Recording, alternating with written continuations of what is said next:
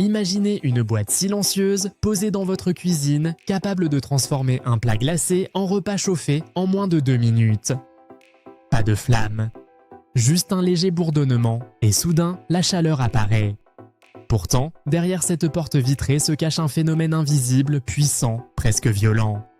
Des milliards de molécules s'agitent frénétiquement à l'intérieur de votre assiette. Mais voici la vraie question, si le micro-ondes chauffe l'eau, pourquoi votre bol est parfois brûlant alors que votre soupe est tiède? Pourquoi certaines assiettes restent froides tandis que d'autres deviennent intouchables? Et surtout, que se passe-t-il réellement dans cette boîte métallique quand vous appuyez sur Start? Aujourd'hui, on plonge dans la science cachée d'un objet que vous utilisez presque tous les jours, sans vraiment le comprendre. Avant d'aller plus loin, prenez une seconde pour vous poser cette question. Est-ce que vous savez vraiment comment votre micro-ondes fonctionne ou est-ce que vous lui faites simplement confiance depuis toujours? Tout commence en 1945. Un ingénieur américain, Percy Spencer, travaille sur des radars militaires. Un jour, il remarque que la barre chocolatée dans sa poche a fondu alors qu'il se trouvait près d'un appareil expérimental. Ce n'est pas un accident banal. Ce moment va changer la cuisine mondiale. Ce qu'il vient de découvrir, ce sont des ondes électromagnétiques particulières, les micro-ondes. Ces ondes ne sont pas de la chaleur. Elles ne sont pas du feu invisible. Elles font partie de la même famille que les ondes radio, le Wi-Fi ou encore la lumière visible. La seule différence, la fréquence. Votre micro-ondes domestique fonctionne à environ 2,45 GHz. Cela signifie que le champ électromagnétique à l'intérieur change de direction 2,45 milliards de fois par seconde. Oui, milliards. Et c'est là que la magie, ou plutôt la physique, commence. L'eau est une molécule polaire. Cela veut dire qu'elle possède une petite charge positive d'un côté et une petite charge négative de l'autre. Un peu comme un minuscule aimant. Quand le champ électromagnétique du micro-ondes s'inverse des milliards de fois par seconde, les molécules d'eau tentent de s'aligner avec lui. Elles tournent, se réorientent, se cognent entre elles. Imaginez une foule compacte qui change brutalement de direction 2 milliards de fois par seconde. Le chaos serait total. C'est exactement ce qui se passe à l'échelle microscopique. Et ce chaos crée de la chaleur. Mais voici une question essentielle. Si ce sont les molécules d'eau qui chauffent, pourquoi le plat chauffe-t-il dans son ensemble? Parce que l'eau est partout. Dans les légumes, dans la viande, dans la sauce, même dans le pain.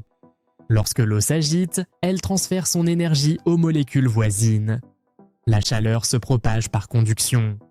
Le micro-ondes ne chauffe pas de l'extérieur vers l'intérieur comme un four traditionnel. Il chauffe là où les ondes pénètrent, généralement sur quelques centimètres, puis la chaleur se diffuse. Mais alors, pourquoi votre assiette est-elle parfois brûlante alors que les pâtes au centre sont encore froides? La réponse est plus subtile qu'on ne le croit. Tous les matériaux ne réagissent pas de la même manière au micro-ondes. Le verre et la céramique, en théorie, absorbent très peu les micro-ondes. Ils devraient rester relativement froids. Pourtant, il arrive qu'ils deviennent brûlants. Pourquoi? Parce qu'ils absorbent la chaleur des aliments. Si votre soupe est très chaude, elle transfère sa chaleur au bol par contact. Et si vous chauffez longtemps, la chaleur s'accumule. Mais il y a un deuxième phénomène moins connu.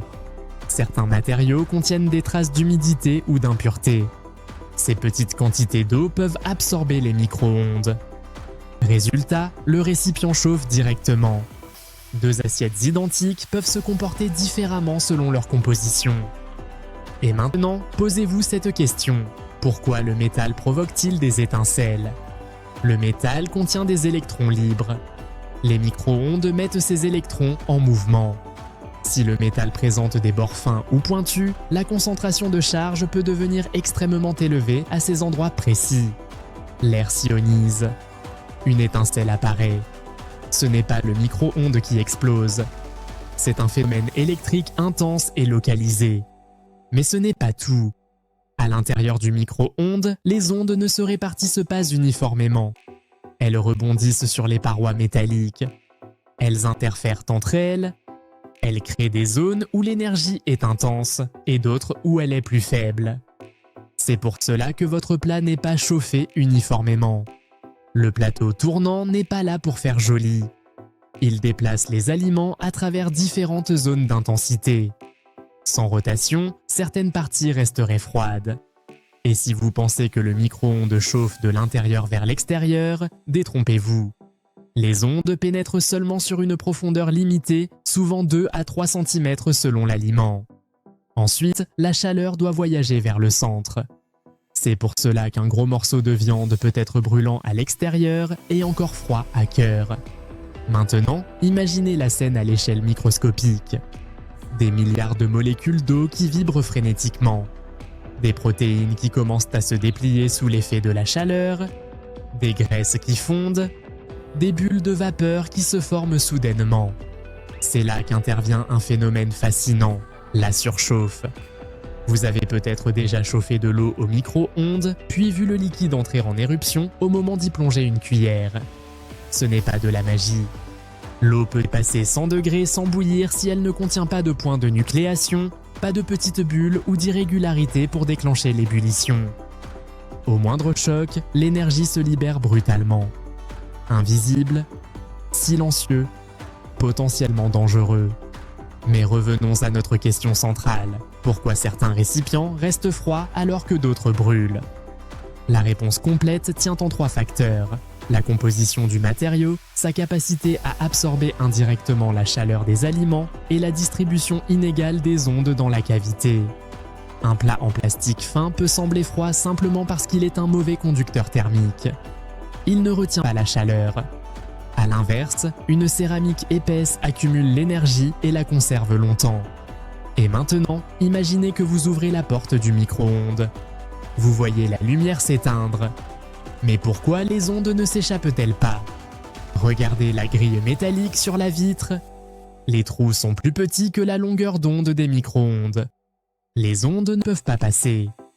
La lumière visible, elle, a une longueur d'onde bien plus petite. Elle traverse. Vous voyez à l'intérieur. Les ondes restent piégées. C'est un piège électromagnétique parfaitement conçu. Et au cœur de ce système se trouve un composant essentiel, le magnétron. C'est lui qui génère les micro-ondes. Un tube à vide capable de transformer l'énergie électrique en rayonnement électromagnétique à haute fréquence. Une technologie issue directement de la recherche militaire. Ce que vous avez dans votre cuisine est, en réalité, un descendant direct des systèmes radars de la Seconde Guerre mondiale. La prochaine fois que vous réchauffez un café, rappelez-vous que vous utilisez une technologie née pour détecter des avions ennemis. Mais il y a encore plus fascinant. Pourquoi certains aliments chauffent-ils plus vite que d'autres? Parce qu'ils contiennent plus d'eau. Les légumes riches en eau chauffent rapidement. Les aliments secs, comme le pain, chauffent moins efficacement. Et les graisses? Elles réagissent différemment car leur polarité n'est pas la même que celle de l'eau. C'est pour cela qu'un croissant peut devenir mou sans être réellement chaud au cœur. Et voici une autre question. Pourquoi le centre d'un plat est-il parfois froid alors que les bords brûlent? Parce que les ondes se réfléchissent et créent des points chauds. Les bords, exposés différemment, peuvent recevoir plus d'énergie. Le centre peut se trouver dans une zone d'interférence destructive où les ondes s'annulent partiellement. Vous ne voyez rien. Mais à l'intérieur, c'est une cartographie invisible d'énergie. Si cette exploration vous intrigue, prenez une seconde pour vous abonner. Chaque semaine, on démonte les objets du quotidien pour révéler la science cachée derrière ce que vous croyez connaître. Continuons. Le micro-ondes a longtemps souffert d'une réputation injuste. Certains pensent qu'il détruit les nutriments. En réalité, toute cuisson modifie les aliments. Le micro-ondes, grâce à son temps de cuisson court, peut même préserver davantage certaines vitamines sensibles à la chaleur prolongée. Ce n'est pas l'outil qui est le problème, c'est la manière dont on l'utilise. Couvrir un plat permet une meilleure répartition de la vapeur. Laisser reposer quelques minutes après cuisson permet à la chaleur de s'équilibrer. Remuer redistribue l'énergie accumulée. La science n'est pas seulement théorique, elle est pratique. Et maintenant, imaginez un instant un monde sans micro-ondes. Plus de repas à réchauffer en 2 minutes. Plus de pop-corn instantané. Plus de tasses de café sauvées à la dernière seconde avant un départ précipité. Cet objet banal est devenu une extension de notre rythme de vie moderne, mais derrière cette simplicité apparente se cache une danse invisible d'ondes et de molécules. Une interaction entre électromagnétisme et matière. Une technologie militaire transformée en outil domestique. La prochaine fois que vous entendrez ce léger bourdonnement, ne voyez plus seulement un appareil. Voyez un champ électromagnétique oscillant des milliards de fois par seconde. Voyez des molécules d'eau s'entrechoquer dans un ballet chaotique. Voyez la physique quantique s'inviter dans votre cuisine. Et maintenant, j'aimerais vous poser une question. Avez-vous déjà vécu une expérience étrange avec votre micro-ondes? Une assiette brûlante et un plat froid? Une étincelle inattendue? Une eau qui explose sans prévenir? Racontez votre expérience en commentaire. Les phénomènes les plus surprenants seront analysés dans une prochaine vidéo. Si cette plongée dans la science du quotidien vous a plu, laissez un like. Partagez cette vidéo à quelqu'un qui pense que le micro-ondes chauffe de l'intérieur. Et dites-moi en commentaire quel objet du quotidien vous aimeriez voir disséqué de cette manière. Parce que la vérité, c'est que la science est partout, même dans cette boîte silencieuse posée sur votre plan de travail.